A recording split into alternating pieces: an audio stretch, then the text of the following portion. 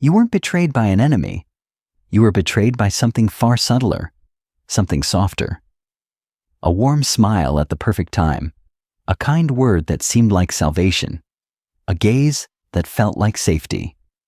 You didn't question it, you welcomed it.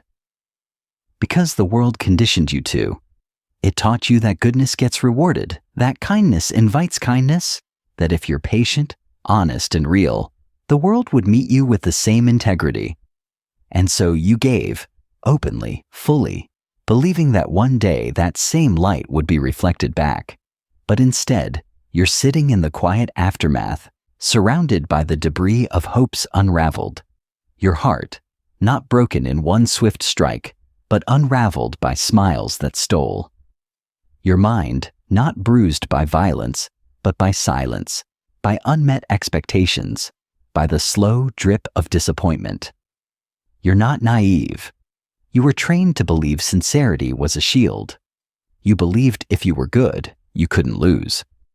That purity of intention was a kind of armor. But you never learned what Machiavelli knew centuries ago, that men are not ruled by goodness, but by necessity.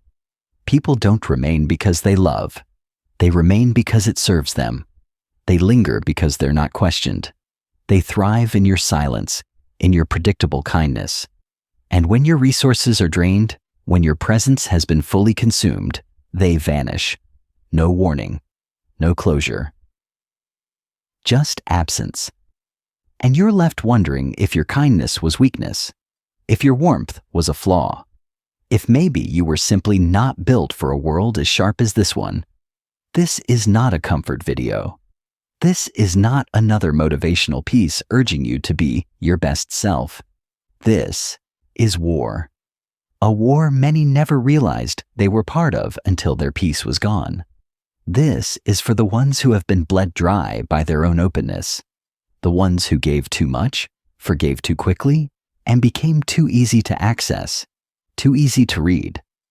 If you've ever asked why manipulators always win, why those with good hearts always end up on the floor, why giving everything has left you with nothing, pause here. Look again. Not with the eyes of someone who hopes, but with the precision of someone who plans. We do not teach softness here. We teach sharpness, power forged in silence, clarity wielded without volume. It begins by rejecting the first lie you were ever told, that goodness ensures protection. It doesn't. What protects you is presence, perception, and power. Ask yourself, are you ready to reclaim them?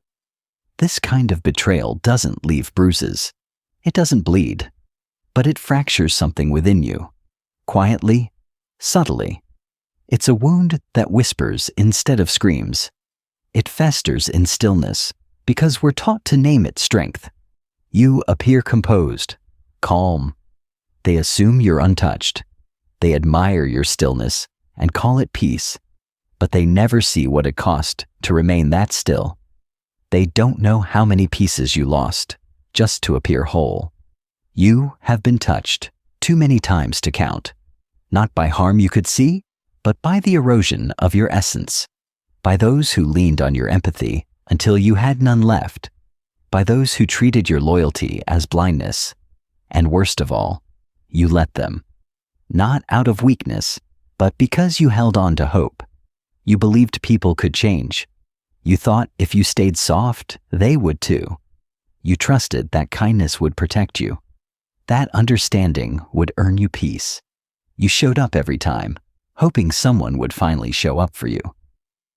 No one did. And still, you stayed, because that's what you were taught, to be available, to be good, even if it kills you slowly. And so, you began to shrink. You suppressed your own needs.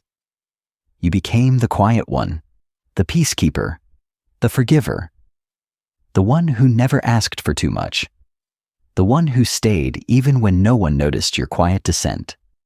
And the world praised you for it. They called you mature, wise. But what they really meant was, you're easy. You don't make us uncomfortable. They celebrated your endurance, not because it was admirable, but because it kept them comfortable.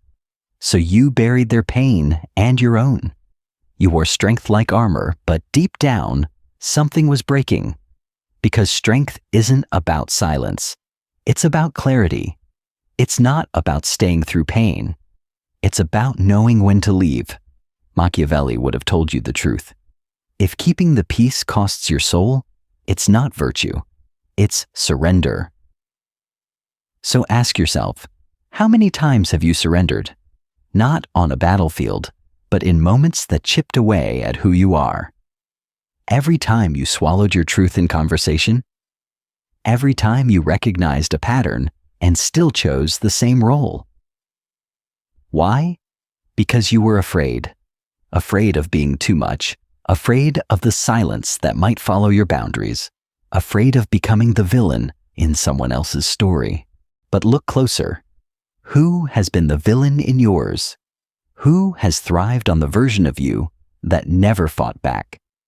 Who benefited from your constant compromise? Here's the bitter truth. Your bleeding was never strength. It was a signal, a red flag you ignored too long.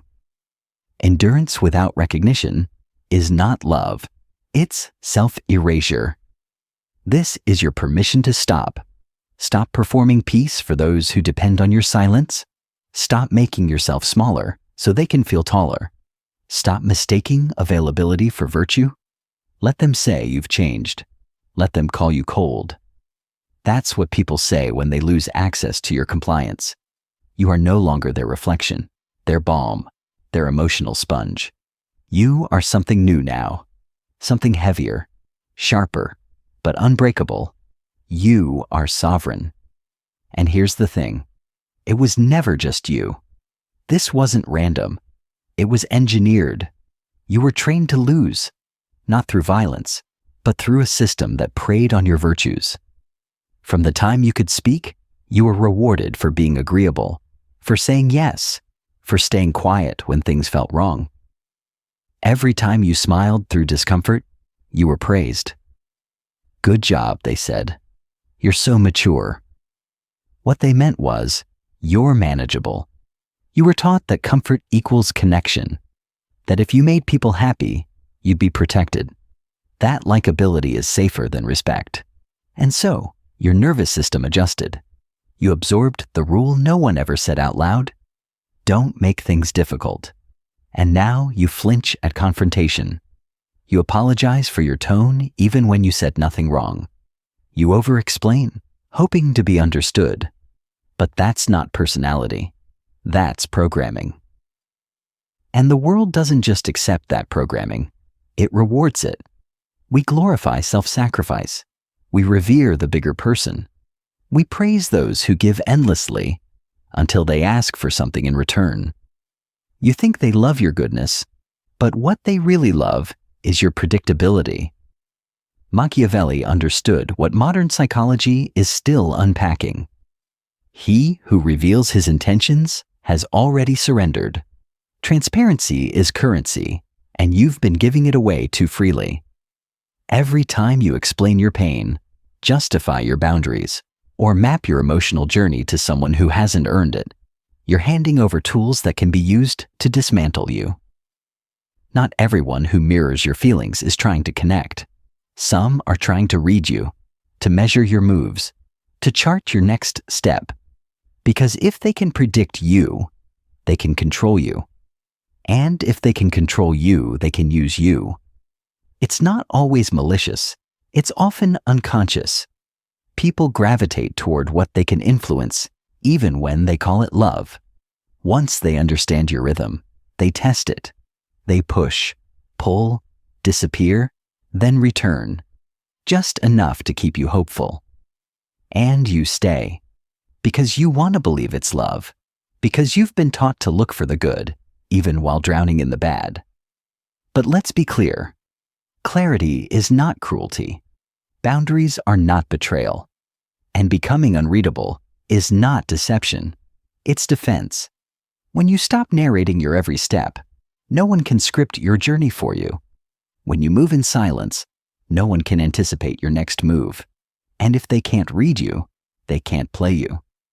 This is the architecture behind your pain. Vulnerability, you were told, is always connection. But in the wrong hands, it's leverage. So what now? You stop leaking power.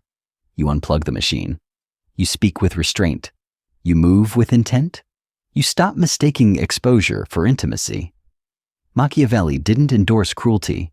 He endorsed control, presence, mystery, strategic silence. Because true power doesn't shout. It listens. It waits. It calculates. Even in silence. Especially in silence. Let them wonder. Let them say you've changed. They're right. Because now you are no longer a blueprint. You're a storm. Shifting, sovereign, and unreadable. Let's begin with the truth no one dares to speak aloud.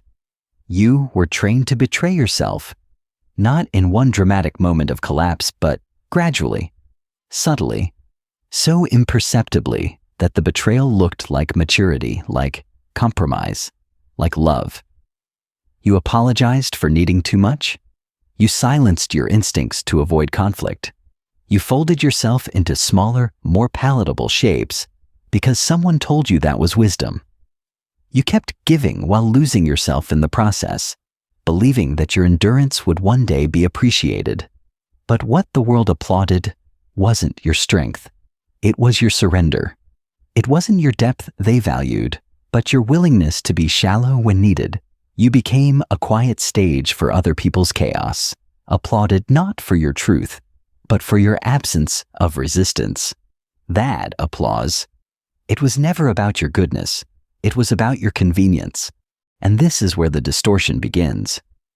Because you believed them, you thought your pain meant you were loyal. You thought that staying through the storm was a sign of love. You thought that not asking for too much made you noble.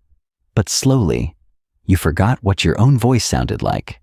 You became fluent in the language of other people's comfort while growing foreign to your own clarity. You carried burdens that weren't yours. You waited for apologies that never came. You clung to loyalty as a virtue, even as it led you into self-erasure. You thought suffering in silence made you strong, but Machiavelli would have told you the truth. It wasn't strength. It was submission disguised as patience. Because no one learns from your endurance. They only learn what they can get away with. Let's break this illusion now. The 3 most destructive mistakes you've been making in the name of goodness must be exposed. First, the confusion between kindness and safety.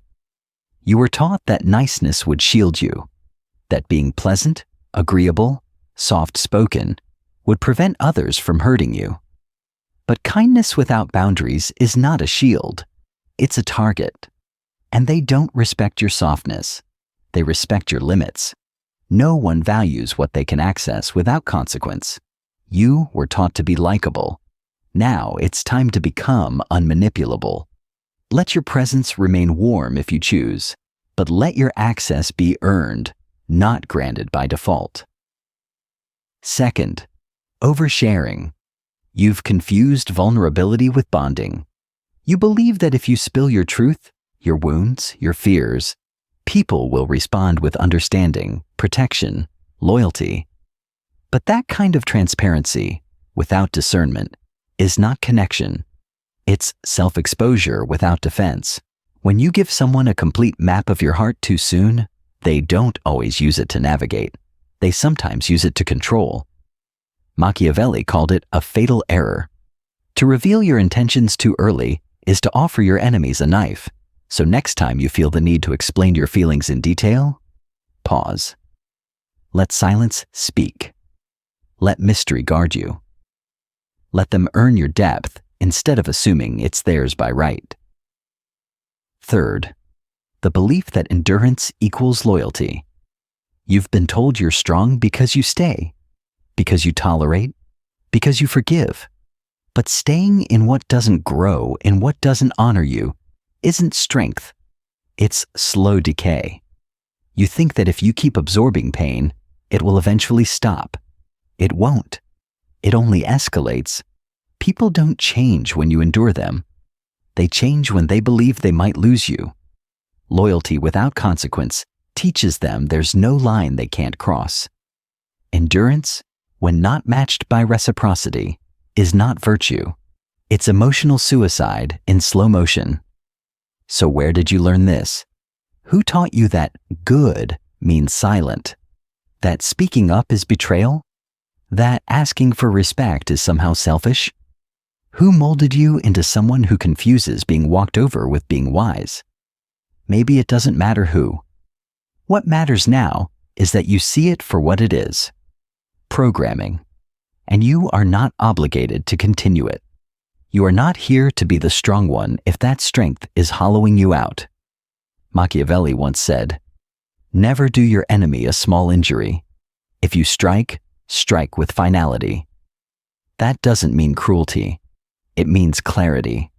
It means your boundaries should be firm, not polite. Your forgiveness should not erase accountability. Because if people believe harming you carries no cost, they will never stop. You've been teaching people how to treat you through your tolerance, and the lesson they've learned is dangerous: that your pain is not urgent, that your soul is negotiable, that your silence equals consent. So they continue, not necessarily because they are evil, but because they are human, and humans push limits. You made it easy. You tolerated emotional starvation and called it love. You framed your own slow disappearance as devotion, but it's time to stop calling dysfunction a personality trait, to stop wearing erasure like a badge of honor. Because Machiavelli knew something the world still doesn't want to admit. Power is not in being liked, it's in being remembered. And nice disappears the moment it's no longer useful. Become unforgettable, not by being louder, by being less accessible, less explainable, less easy to reach without cost. This isn't about becoming cold. It's about becoming clear. Clarity, not cruelty, is the root of true power. They told you to be a good person. You tried. You gave. You softened your voice. You stayed long after love had left the room. But here's what they didn't tell you. The world doesn't reward the good. It rewards the aware, the strategic, the ones who see clearly without needing to scream. Machiavelli enters not as a villain, but as a mirror. Not for the idealists, but for those brave enough to let illusions die. You know the quote. It is better to be feared than loved if you cannot be both. And you rejected it. You labeled it dark. But you misunderstood. He wasn't glorifying fear. He was instructing presence. He meant, be someone they feel, someone they hesitate to cross, someone who doesn't beg to be seen, but whose absence is impossible to ignore. You thought kindness would shield you, but he knew better. People don't respond to how good you are. They respond to how unreadable you are, how firm your silence is, how heavy your presence feels. The world doesn't pause for purity. It pauses for power. Nietzsche saw it too. You have your way. I have mine. As for the right way, it does not exist. Morality is not fixed. It bends around power. And if you never question the frame, you'll become a servant to it. Youre went even deeper. Until you make the unconscious conscious, it will direct your life, and you will call it fate. That's what's been happening to you. You've called it bad luck, but it was programming. It was obedience. You thought predictability was noble. No one told you it's also exploitable. When people know exactly how you'll respond, they stop respecting you. They start using you. They don't push you because they're cruel. They push because you flinch. Because your empathy became a delay tactic. Because your patience became a formula. You kept explaining your truth while they kept moving the goalposts. You thought clarity would come from being understood, but they were too busy redesigning the game to ever hear your truth. This is not about becoming bitter. It's about becoming aware. Because Machiavelli's genius wasn't manipulation. It was clarity. He saw what most people deny. People rarely do what's right. They do what they can get away with. So if someone kept pushing you, it wasn't always malice. It was learned behavior. You allowed it. You normalized the suffering. You wore survival like virtue. But now you stop. You stop shrinking to make others feel big. You stop explaining as a means of avoiding conflict. You stop teaching people that they can harm you and still have you. Because here's the Machiavellian truth. No one wants to admit. Power is not about dominance. It's about presence. And presence begins with boundaries so clear, they don't need explanation. You were never supposed to be digestible. You were never meant to be managed. You were meant to be unshakable. Transformation doesn't start when you learn something new. It starts when you unlearn what was never true. You spent years trying to be more lovable, more tolerable, more agreeable. You shaved off edges to make people comfortable. You contorted yourself hoping someone would finally stay. But they never stayed. They only stayed as long as you made them feel powerful. But here's the plot twist. The part of you that they asked you to hide, the bold, sharp, unfiltered part, is the source of your power. It's not meant to hurt others. It's meant to protect you. That's the pivot. You stop asking, will they love me if I say this? And start asking, will I still respect myself if I don't? Because power is clarity, and clarity feels threatening only to those who relied on your confusion. They liked you better when you were uncertain, when your guilt made you compliant, when your love was unconditional, even when theirs came with terms. But not anymore. You're not editing your voice. You're not diluting your presence. You're not bleeding to keep them warm. You're still. You're silent. You're sharp. They say you've changed. You have. You've stopped overthinking every message. You've stopped apologizing when no is the only answer that saves you. Machiavelli didn't teach destruction. He taught defense. And you've spent too long destroying yourself just to keep the peace. But not anymore. Now you pause before you speak. Now you think before you give. Because your energy is no longer a donation. It's an investment. Your presence is no longer free. It's earned. And yes, it will feel strange. You'll feel the pull to explain yourself, to reassure them you haven't become too cold. But don't. Goodness without boundaries isn't love. It's self-abandonment. And you're done with that. You're not here to be understood by those who never intended to see you. You're here to be true to your instincts, to your clarity, to the version of yourself that doesn't bend but sharpens. Let them call it ego. Let them say you've lost your warmth. They're right. You've stopped setting yourself on fire to keep them comfortable. And when you stop burning, you begin seeing, building, becoming. Not someone easier, but someone even you can finally trust. That's the shift. And once it starts, it's irreversible. This is the part no one prepared you for. Not your teachers, not your mentors, not even those glossy self-help books that told you to just be yourself. This is the moment when all the inner work, all the buried truths, all the dismantled illusions demand one thing: action. This is the space between clarity and embodiment, between realization and transformation. You've already mourned the person you used to be, the one who overshared, overgave, overjustified. That identity has been laid to rest. What comes next is not louder. It is not flashier. It is quieter, smarter, more deliberate. This next version of you doesn't announce its presence. It doesn't beg to be seen. It simply moves differently. It observes more, reacts less. It measures the room without trying to belong to it. It no longer asks for directions because it remembers it was never lost, just misled. Machiavelli said it clearly. The first method for estimating the intelligence of a ruler is to look at the men he has around him. And now you see what that means? Your circle is not just your comfort, it's your reflection. It speaks to your values, your strategies, your standards. And if your behavior has trained others to take you for granted, it's not because you lack value. It's because you lacked selectivity. So now we talk behavior. We talk strategy. If you want to navigate this world as it is, not as it should be, you must stop narrating your soul. You must resist the impulse to explain every decision, every boundary, every silence, because every explanation is a tool, and not everyone who hears your truth is holding it with care.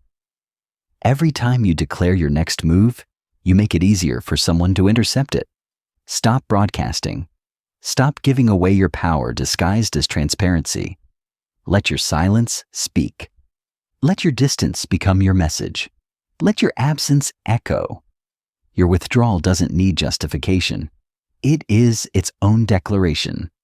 And when people ask questions, give them stillness. When they press for reasons, respond with quiet. Why? Because confusion is power when it is intentional.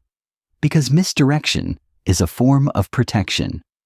There is an extraordinary strength in being misunderstood by design. Let them build narratives. Let them guess. Let them fill in the blanks. That's not deception. It's sovereignty. Because anxiety lives in the unknown. And when they no longer know how to read you, they no longer know how to reach you. You don't need to overpower. You need to outpace.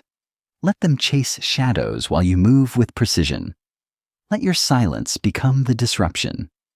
And when the pattern breaks, when their tactics no longer work, they will have no choice but to evolve or exit. Either way, you win. Because their confusion is not your chaos. It's your boundary. It's your defense. It's your refusal to play a game you never agreed to. And this is the beauty of strategic absence. When you remove yourself from a space that once drained you, you don't need to slam the door. Your absence says everything. When you disappear without warning, they remember. They rethink. They confront what they once took for granted. You didn't need to yell. You only needed to be missed. So stop showing up where you're not respected. Stop speaking just to keep things polite. Stop giving to be remembered. You owe no one your constant presence. Your energy is not an infinite resource. It is not a donation. Let your absence build mystery. Let your presence command pause. And let your silence say what words never could. I do not chase. I do not beg. I do not repeat myself. When you enter a room, shift the atmosphere. Not by dominance, but by being unapologetically present. That's not arrogance. That's precision. And precision is what separates the sovereign from the subservient. This is how modern power works. Not through brute force, but through emotional economics. You're not seeking to be understood anymore. You're not asking to be accepted. You're not auditioning for a seat at a table that doesn't value your depth. Now you're controlling the lens. You are no longer explainable. You are no longer reachable by default. You are deliberate. Let them misunderstand you. Let them spin their stories. Let them create versions of you they can live with. That's not your concern. Because while they speculate, you execute. Quietly, relentlessly, intentionally. This is the kind of control that doesn't seek approval. It enforces respect. And when it's done right, they'll say you've changed, that you've become colder, distant, harder to find. And they'll be right. You no longer react. You no longer over-explain. You no longer bleed for people who never learned how to bandage themselves. You are not performing anymore. You are positioning. You are no longer playing a role in someone else's script. You are writing the entire frame, carefully, wordlessly. And this is what unsettles them the most. Not that you shouted, but that you vanished. That your silence became the final act. That you walked away from the fire without needing to scream. Because true power doesn't roar. It evaporates. It leaves only space. And in that space, people feel the weight of their choices. You've stopped justifying your heart. You've stopped explaining your absence. You've stopped softening your truth just to keep the peace. Now you let them feel your silence, not as punishment, but as presence, as definition, as the new boundary they didn't believe you'd hold. And yes, they will call you selfish. They will call you cold. But it isn't ego that changed you. It's memory. It's data. It's wisdom earned the hard way. You are not the strong one anymore. If strength means bleeding quietly, you are not the nice one anymore. If nice means enduring disrespect, you're not the loyal one anymore. If loyalty means betraying yourself to stay in someone else's comfort, you are the sovereign one now. You come and go by choice. You speak when it matters. You love fully, but never blindly again. And the part that stings them most? You've stopped explaining. You've stopped giving them the manual to your soul. You've stopped making yourself small enough to fit their convenience. You move like fog now, seen, but never fully held, present, but no longer predictable. Because now you understand what Machiavelli meant when he said, "The promise given was a necessity of the past. The word broken is a necessity of the present." You are allowed to outgrow the role. You are allowed to rewrite the pattern, even if it disrupts their story, even if they label you the villain. Because the truth is simple. You were never loved for your fullness. You were loved for how well you performed. That version of you, the one who tolerated, who stayed silent, who bent, is gone, burned away. All that remains is presence, sharp, quiet, unshakable. You don't owe them softness. You owe yourself sovereignty.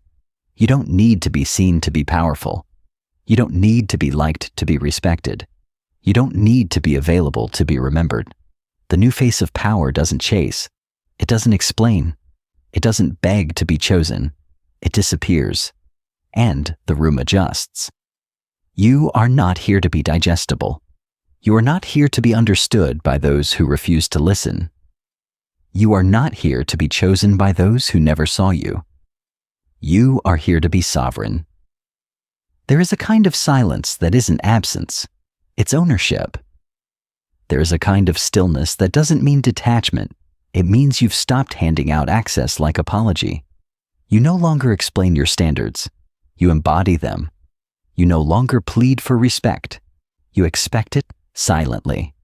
And when it doesn't come, you leave, not with noise, but with gravity. To those who depended on your predictability, your absence will feel like thunder. Where there was once emotional labor, there is now a void. Where your over-explaining used to fill every silence, now there is stillness. And in that stillness, they Youre.